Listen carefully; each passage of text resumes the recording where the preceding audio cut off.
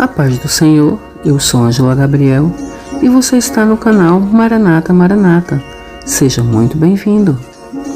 Hoje vamos ouvir o testemunho da irmã Fátima e ela começa assim: a paz de nosso Senhor Jesus Cristo a todos do canal Maranata Maranata. Meu nome é Fátima, sou inscrita nesse canal há anos. Ouço os testemunhos, me emociono, choro e sou edificada. Da mesma forma, venho aqui falar um pouco do que Deus realizou em minha vida, para que alguém também possa ser edificado. Quero citar Provérbios 24:10, que diz: se te mostrares frouxo no dia da angústia, a tua força será pequena. Se Deus te fez uma promessa, peça a Ele força para ficar firme na rocha, até que Ele cumpra, porque você será provado, testado, poderá se perder no caminho. O diabo vai tentar te iludir, te enganar, roubar a tua fé. Nossa sorte é que Deus tem misericórdia e tem poder para nos resgatar. A palavra diz que as misericórdias do Senhor são a causa de nós não sermos consumidos, e as suas misericórdias se renovam a cada manhã. Nós somos fracos, falhos, infiéis, mas Ele permanece fiel, não pode negar-se a si mesmo. Não me envergonho de contar sobre minhas fraquezas se for para glorificar o meu Deus. Seja Deus sempre verdadeiro e todo homem mentiroso. Eu me casei muito jovem, com o filho da irmã, que era a dirigente do círculo de oração de nossa igreja. Meu pai era o pastor daquela congregação naquela época. Meu marido era uma bênção de Deus na minha vida. O nome dele era Samuel, e esse é o seu nome verdadeiro. Deus preparou Samuel para mim como preparou tudo para nós. Ganhamos uma casa, os móveis, o enxoval de cama e cozinha, tudo. Tudo nós ganhamos para começar a vida dos sonhos. Além disso, em nosso lar havia amor e paz, e uma maravilhosa harmonia entre as famílias. Eu era uma menina ingênua, começando a viver um conto de fadas, um mar de rosas. Porém, um belo dia tudo mudou.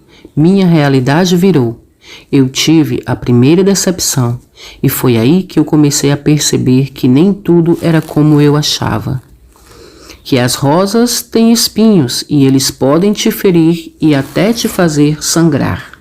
Foi numa tarde, quando estávamos numa reunião em família na casa da minha sogra.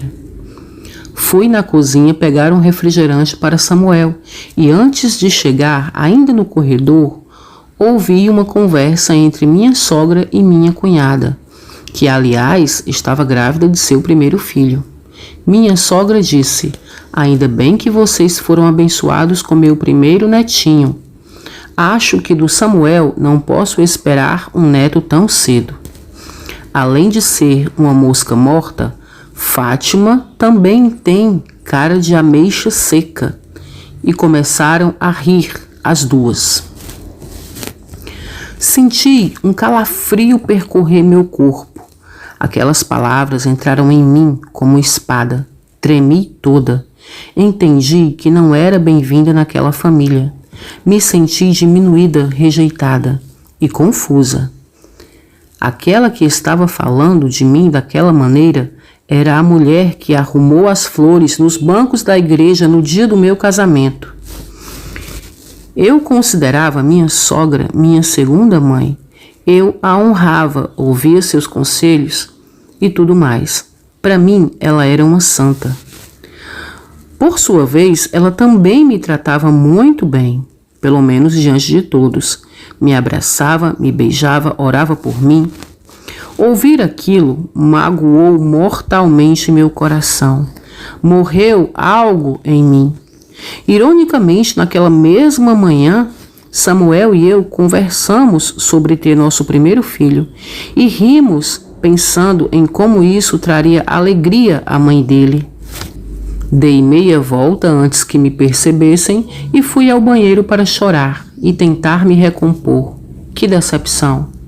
Entendi que não conhecia aquelas pessoas. Ao voltar para a sala, olhava para os membros daquela família me perguntando: quem mais aqui pensa uma coisa e fala outra? Quem mais aqui será que é falso? Esse acontecimento me traumatizou. Foi péssimo. Eu comecei a desconfiar de todos, inclusive na igreja. Mas, horas, se a pessoa que aparentemente era a mais santa e espiritual da igreja apunhalava pelas costas, imagine o restante. Tentava evitar de ir na casa da minha sogra daquele momento em diante e continuar vivendo. Samuel e eu estávamos indo bem. Trabalho, casa, igreja. Samuel era muito carinhoso e gentil comigo. Depois de algum tempo de casados, resolvemos ter nosso primeiro filho. Samuel se empolgava muito quando falávamos nisso, até se emocionava. Eu também. Nos abraçávamos e chorávamos só de pensar em ter um filho, com nossas características e tudo mais. Naquela mesma noite em que conversávamos sobre isso, eu tive um sonho. Vi minha mãe, minha irmã e eu no meu antigo quarto da minha casa, arrumando roupinhas de bebê na cama. Estranhei aquele sonho, porque no sonho eu estava morando de novo na casa do meu pai. Mas tomei o sonho como sinal de que logo eu engravidaria. Porém, entrava mês, saía mês e nada acontecia. Quero deixar claro que eu já havia passado por médicos, eu e Samuel. Havíamos feito exames e estava tudo bem conosco. Apenas tínhamos que esperar, diziam os médicos. Mas àquela altura, as palavras da minha sogra me chamando de ameixa seca vinham toda hora na minha mente, me machucavam. E acho que comecei mesmo a acreditar naquilo. Uma certa noite, meu esposo e eu dirigíamos um culto de jovens, quando um irmão, tido como profeta, se levantou, apontou para mim e falou: conta os dias, daqui a 5 tempos abraçarás um filho. Grande será o vendaval na tua vida, porque tu és de dura cerviz, mas eu serei contigo. Samuel vibrou, falou em línguas e tudo mais. Eu disse amém, mas no meu coração havia a dúvida, e ela falou mais alto. Eu pensei, será que esse irmão não sabia que estávamos pedindo um filho? Será que é Deus mesmo falando através dele? Ou é só profecia da carne? Só palavras. Depois passou-se mais um tempo e nada. Samuel me dizia, é tudo no tempo de Deus. A nós cabe somente esperar e confiar. Fomos convidados para um chá de bebê de uma irmã que havia casado depois de nós e já estava grávida e de gêmeos. Passamos na farmácia para escolher a fralda, um talquinho, uma chupeta. Eu estava feliz por ela, mas por dentro só Deus sabe. Eu não entendia, sempre fui saudável e normal. Minhas regras sempre foram pontuais. O médico dizia que tudo estava bem comigo e com o Samuel, e era só esperar. Mas então, por que aquela ansiedade? Por que eu me sentia incapaz? Por que aquela sensação de fracasso? Minha mãe tentava me consolar, dizendo, menina, para que essa pressa? Deus tem seu tempo na vida de cada um. Ele não prometeu? Pois espere, descanse, se aquiete. Na hora certa, Deus vai fazer. Fique em paz. Mal sabia ela que paz era o que eu não tinha. Eu sentia como se estivesse caindo no abismo e ninguém pudesse ou quisesse me ajudar. As palavras de consolo entravam no ouvido e saíam pelo outro, não desciam ao coração. Mesmo assim, eu olhei para ela e respondi, amém, mãe. E nos meus ouvidos soava uma voz me dizendo, quantas palavras bonitas, mas são só palavras. Palavras o vento leva. A verdade é que o tempo está passando e você não vê nada acontecer. Comecei a perceber que não orava mais, nem pela manhã, nem antes de dormir. Quando Samuel me chamava para ler a palavra e orar, eu dizia que estava cansada e o abandonava na sala sozinho. Eu percebia a tristeza no rosto dele quase sempre, mas ele não reclamava. Só me beijava dizendo: "Vá deitar, meu amor, eu oro por você, descanse." E eu ia para o quarto chorar, me entregar à angústia e ao sofrimento. Eu sentia que Deus havia me abandonado. Pensava na minha sogra, aquela cobra. Como ela devia estar feliz em saber que estava certa, que eu era uma ameixa seca, que não poderia dar filhos a Samuel. Quando ia à igreja, não ouvia nada. Os louvores não me comoviam, a palavra não entrava. Comecei a não querer ir mais. Parecia inútil, comecei a usar de mentira com Samuel. Inventava que estava cansada, com dor de cabeça, com cólica, e lá ia Samuel sozinho para a igreja. A tristeza tomou conta de mim. Depois, a tristeza se transformou em depressão. Eu olhava para Samuel e pensava: seremos só nós dois para sempre. As pessoas ao meu redor tentavam me consolar e animar, mas eu sabia que era só enganação. Eu sabia a verdade, a realidade, que meu sonho estava acabando. Pensei em Ana, Isabel, pensei em Sara. Como elas puderam esperar tanto? Como suportaram a ansiedade? E por que ser mãe já idosa? Eu não queria aquilo para mim. Por que Deus, sabendo o que precisamos e sendo todo-poderoso, podendo nos ajudar, não nos atende? Por que Ele nos faz esperar? Por que faz isso? Por quê? Realmente Deus havia esquecido de mim. Ou faria o grande milagre depois de 100 anos de espera. Eu não queria ser mãe na velhice. Esses pensamentos fizeram minha vida perder o sentido, a razão de ser. Eu estava perdida. Comecei a olhar com desprezo para a minha vida. Comecei a desgostar da minha casa, das minhas coisas. Me questionei se deveria ter me casado, se não havia me precipitado, se o homem da minha vida era mesmo Samuel. Entrei em parafuso. Duvidei de Deus, da promessa de Deus, da existência de Deus. E se Deus não existe ou se me abandonou, pronto, acabou. Essa não é mais a minha vida. Eu não sei mais quem eu sou. Não é como eu pensei que seria. Esses pensamentos me fizeram mergulhar em revolta. Me tornei amarga, comecei a maltratar meu esposo, tomei nojo dele. Não cuidava mais das nossas coisas, a casa ficou uma bagunça. Eu não queria cozinhar. Ele tinha que comprar comida se quisesse comer. Eu não era mais carinhosa, não me cuidava, fiquei largada, me tornei insuportável. Destruí meu casamento. Qualquer acontecimento mínimo era motivo de eu arrumar briga com Samuel. E ele só chorava e me perguntava: "O que está acontecendo com você, meu amor?" Até que aconteceu o inevitável. Um dia, depois de uma discussão, eu me descontrolei. Gritei que não aguentava mais, que aquela não era a vida que eu queria, que Deus não fazia nada por mim e que eu não queria mais nada daquilo. Não queria aquela casa, não queria aqueles móveis, não queria a igreja, não queria mais ele. Arrumei minhas malas e fui embora. Eu não sentia nada, nada mais me importava. Deixei meu marido, minha casa e fui embora. Fui para longe. Lembrei de uma amiga que morava em outro estado e fui para lá, porque eu não queria ver nem falar com ninguém. Mas de lá, da casa da minha amiga, fiquei sabendo que foi um escândalo na igreja. Todo mundo comentando que a filha do pastor enlouqueceu e fugiu. Meu pai teve que suportar uma vergonha grande e muita pressão da família de Samuel. Alguns crentes até abandonaram a igreja.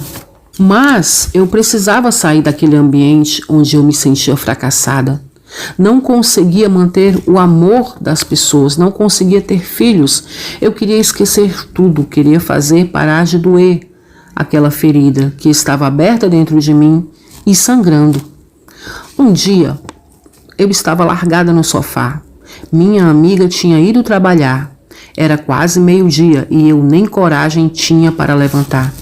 Só queria chorar. Minha irmã me ligou e eu atendi, depois de olhar o telefone e chamar por quase meia hora. Ela foi insistente, mas eu acabei atendendo. Peguei o telefone, nem disse alô. Só coloquei no ouvido e ela disse: Manassés. Deus manda te dizer: Manassés. Ele te fará esquecer de toda a sua dor. E eu desliguei. E aí que eu chorei mais. Eu queria acreditar, mas logo uma voz me falava ao ouvido, dizendo: são só palavras, só palavras. Será que Deus não vê o quanto você está sofrendo? Por que Ele não age? Por que fazer você esperar? Para fazer você sofrer? Será que Ele gosta de te fazer sofrer? Eu não queria esperar, nem passar provações para receber alguma coisa. Se Deus é tão bom, por que Ele simplesmente não dá? Deus joga com as pessoas. Pensar assim me magoava profundamente. Na verdade, eu não conhecia Deus. Outra vez, foi minha mãe quem me ligou. Geralmente ela ligava bastante, mas eu nunca atendia. Dessa vez eu atendi, e foi pior. Ela disse que Samuel estava desolado, que sempre chorava horrores na igreja, pedindo a Deus para eu voltar, que ela morria de pena dele, mas não adiantava apelar para o meu emocional. Eu não sentia nada com relação a ele, não me comovia. Eu só disse: mãe, me deixa, e desliguei. Fiquei com minha amiga por muito tempo. Ela tentava me animar, me levar a festas, me apresentar pessoas, mas eu não queria. Só queria ficar no meu canto, remoendo minha dor. Até que um belo dia, minha mãe ligou para falar de Samuel, de novo. Eu pedi a ela: mãe, para de rodeios, o que a senhora quer? Eu vou desligar. Ela ficou em silêncio um tempo e depois disse: pois bem, Samuel morreu. Morreu, está morto. Acidente de carro, ontem à noite. Agora pode desligar. Eu desliguei mesmo. Não quis nem saber dos pormenores. E depois entrei em depressão, desespero.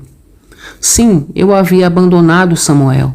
Mas lá no fundo, achava que ele estaria lá, sempre lá, esperando por mim, disposto a me perdoar e receber quando eu voltasse. Mas agora não. De repente me veio à cabeça tantas coisas que eu queria dizer a ele. Perdi o chão. Aí que entrei mesmo em desespero e depressão. Depois, uma irmã que era mais irmã do cão do que dos crentes, me ligou, perguntando como eu estava. Enrolou e acabou falando, sem querer, segundo ela, que no enterro de Samuel ouviu minha sogra dizer que era tudo culpa minha e que eu estava cheia de demônios. Imagina como eu fiquei. Desliguei o telefone na cara dela. Para mim aquilo não era crente, era uma serpente. Fiquei com mais raiva desses irmãos. Eram todos fofoqueiros, maldosos, invejosos, falsos. Para completar, minha amiga começou a pedir que eu trabalhasse para ajudar com as despesas. Só que eu não conseguia trabalho. Já era difícil para mim acordar cedo com aquela depressão e procurar trabalho. Eu me sentia uma morta-viva. Mas eu preferia fazer isso do que voltar para a casa dos meus pais e ser obrigada a ir para a igreja e ver aquele povo todo outra vez. Jamais. Peguei o primeiro emprego que encontrei, garçonete numa boate de striptease. E como o pecado é um buraco sem fundo, um abismo chama outro abismo, percebi que as meninas que dançavam ganhavam mais que eu. Uma ideia veio à minha mente. Ora, eu posso fazer melhor que elas. Sou até mais bonita e mais jovem que muitas delas. E lá se fui eu, a filha do pastor, dançar seminua para distrair estranhos, para despertar a lascívia e de bêbados. Quando penso nisso hoje, eu choro. Não sei como cheguei a esse ponto. Acho que eu não me dava mais valor. Nada importava para mim. Eu não queria contar isso, mas preciso testemunhar. Não posso contar tudo o que aconteceu naqueles anos. Mas aquela era outra Fátima.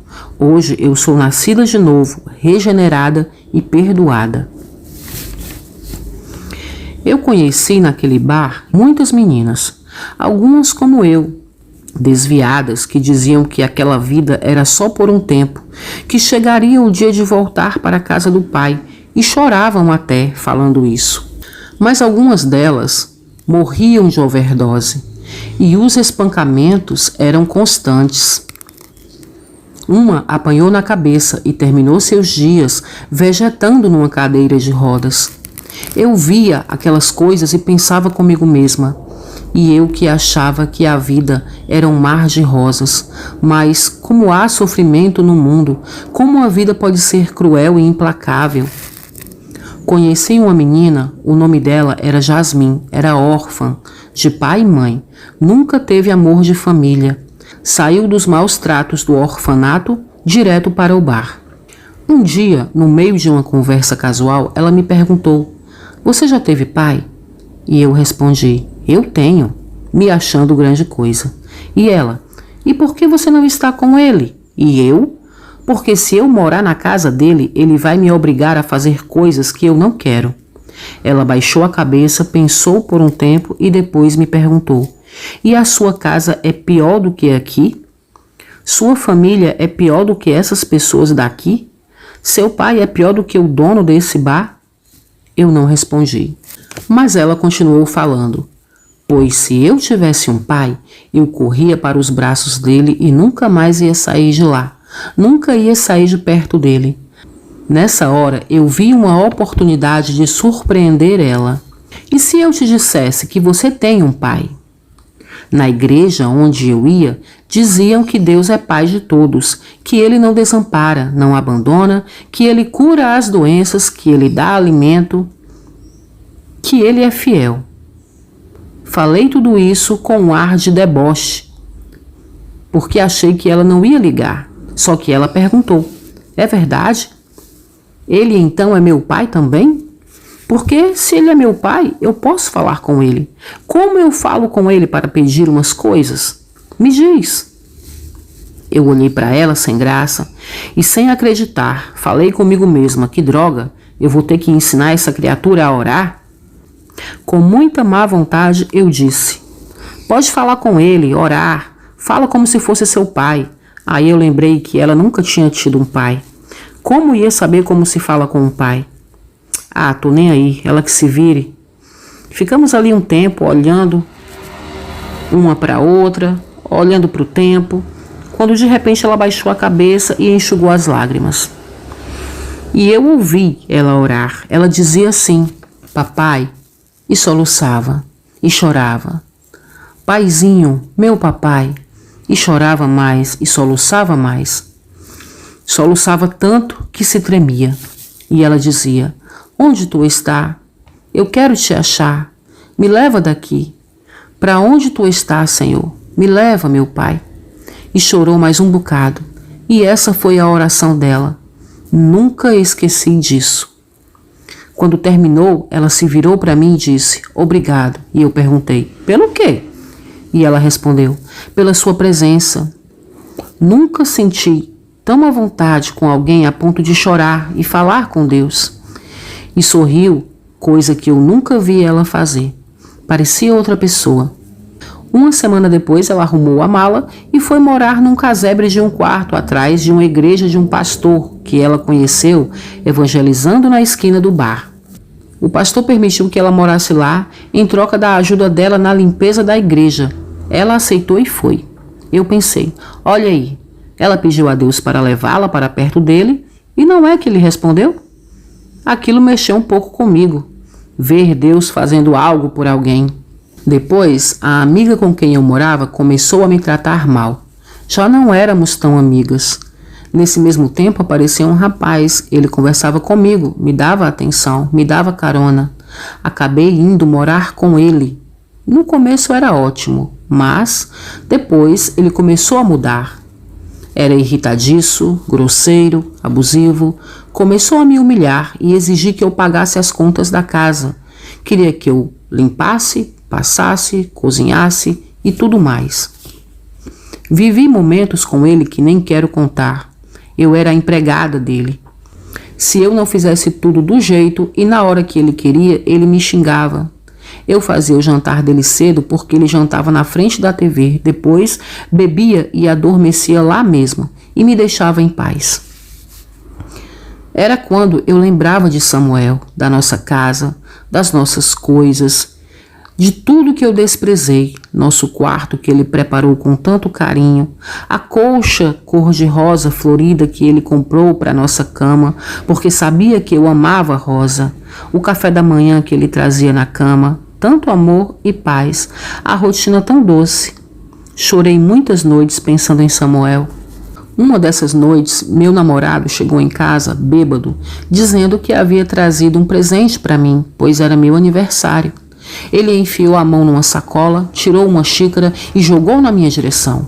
Como eu desviei e ela se arrebentou na parede, ele começou a gritar e me xingar.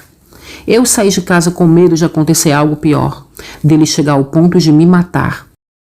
Saí andando pelas ruas, perambulei um pouco, sem destino certo, e acabei entrando num bar. Pouca gente, uma TV. Comecei a beber. Até que comecei a ouvir vozes. Uma delas dizia: "Você não vai morrer até que se cumpra a minha palavra em sua vida." Olhei ao redor para ver se alguém ali havia falado comigo, mas não. Minha mesa era mais afastada. Bebi mais um pouco, vi mais um pouco de TV e depois estava vendo diante de mim o profeta, apontando o dedo e dizendo que eu era de dura cerviz. Ouvi a voz de Samuel dizendo: "Amor, você precisa aprender a esperar no Senhor." Depois ouvi a voz da minha irmã dizendo: "Manassés, Manassés." E eu me perguntei: o que é mesmo Manassés? Ah, sim, aquele que me fez esquecer. Parecia que eu estava delirando. Quando dei por mim, as lágrimas estavam caindo dos meus olhos sem parar. Eu tentava limpar, olhava para os lados para ver se alguém tinha visto. Mas eu limpava e vinham mais. Parecia uma cachoeira, eu não conseguia me controlar. Pela primeira vez me perguntei: que porcaria eu estou fazendo aqui? Eu tenho casa, eu tenho pai, eu tenho família, eu não preciso estar aqui. Então comecei a falar com Deus: Senhor, se tu existe, me perdoa. Eu não quero mais nada, nem precisa me dar filho. Eu só quero voltar para casa, eu estou cansada, eu não tenho força nem coragem para voltar para casa. Se tu pode me perdoar, Senhor, e me receber de volta, envia um anjo para me levar para casa. Eu quero ver minha mãe. Perdoa a minha revolta, Senhor, e me leva para casa. Irmãos, enquanto eu falava, eu chorava porque eu sentia Deus ali, sentado na cadeira à minha frente, e aquela presença me destruía. Eu nunca senti Deus tão forte como naquele dia. Eu sabia que era Deus. Eu não sentia mais angústia nem revolta. Quanto mais eu chorava, mais eu sentia paz e perdão, como se Deus estivesse me limpando e tirando tudo o que havia de ruim de dentro de mim. O mais incrível é que isso aconteceu ali, num bar, onde havia pessoas bêbadas. Quando consegui parar de chorar, uma paz enorme me invadiu, uma calma e certeza de que tudo estava bem. Eu disse: "Obrigado, Senhor, por ter vindo me buscar."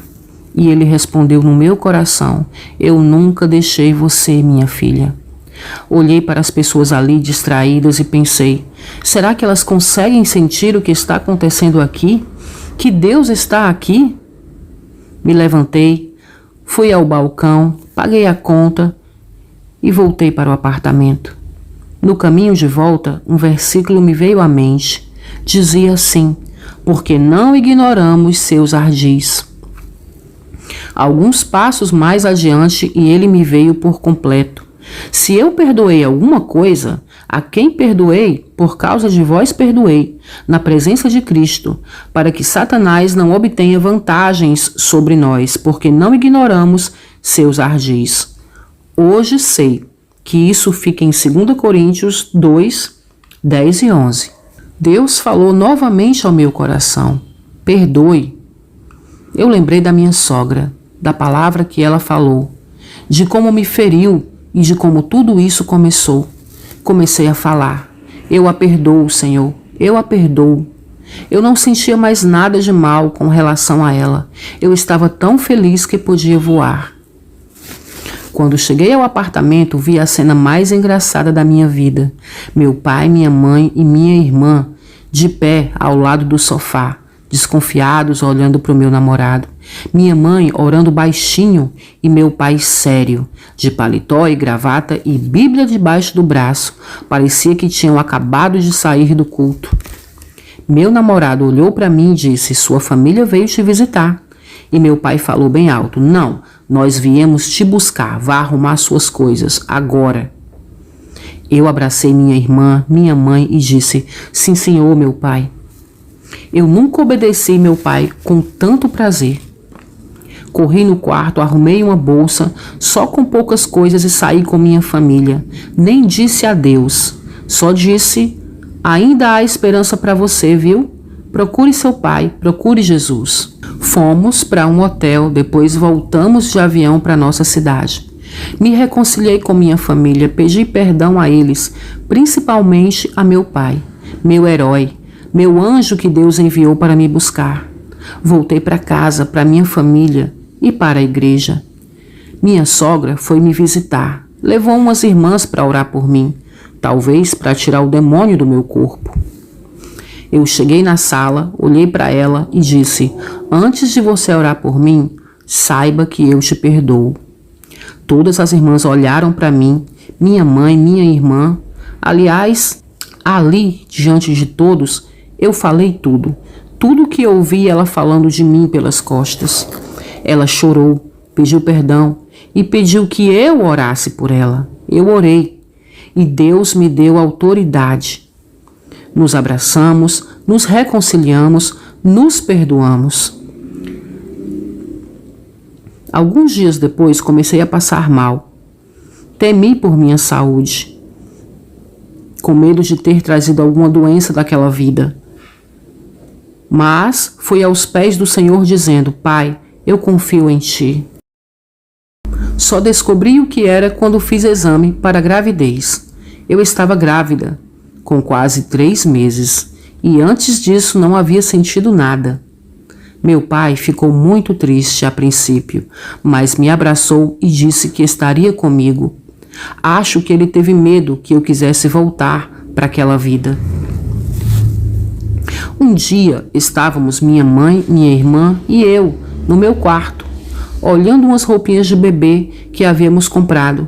E eu lembrei do sonho e comecei a chorar por perceber que tudo aquilo Deus já havia me mostrado, inclusive o nome do meu presente, meu primogênito, Manassés. Eu tive Manassés com 23 anos, hoje estou com 35, e a alegria que ele trouxe me fez esquecer, fez minha família esquecer. Ele é a alegria da casa, o escudeiro do meu pai. Aonde meu pai vai, Manassés está. Deus me fez outra promessa, que vai enviar o meu Boaz, o meu resgatador. Mas eu estou só crendo, só orando e esperando. Vai ser tudo na hora de Deus, porque eu aprendi a confiar e a esperar. Irmãos, o amor de Deus não falha, Ele é fiel e misericordioso. Eu fui ingrata, desobediente. Eu fugi de Deus, duvidei de Deus, falei mal de Deus. Troquei o lar que Deus me deu pela revolta, pelo mundo, pelo pecado. Fiz pessoas sofrerem. E mesmo assim, Deus me tratou com amor. Foi me buscar. Esse Deus é maravilhoso. Não se revolte contra Ele. Revolta e rebelião destroem os que estão à nossa volta e podem levar à morte e ao inferno. Mas Deus é infinito em misericórdia e perdão e quer te dar vida e vida com abundância. Não importa o quanto você se afastou do Pai, o quanto você se aprofundou na lama do pecado, Deus pode te resgatar de lá. Aquele que confessa e deixa alcança misericórdia. Talvez o meu testemunho seja o de muitas outras pessoas que não têm a mesma oportunidade de vir aqui falar, mas eu quero dizer que tudo é para a honra e glória do nosso Senhor Jesus. Eu agradeço a oportunidade e fiquem com Deus em nome de Jesus. Amém.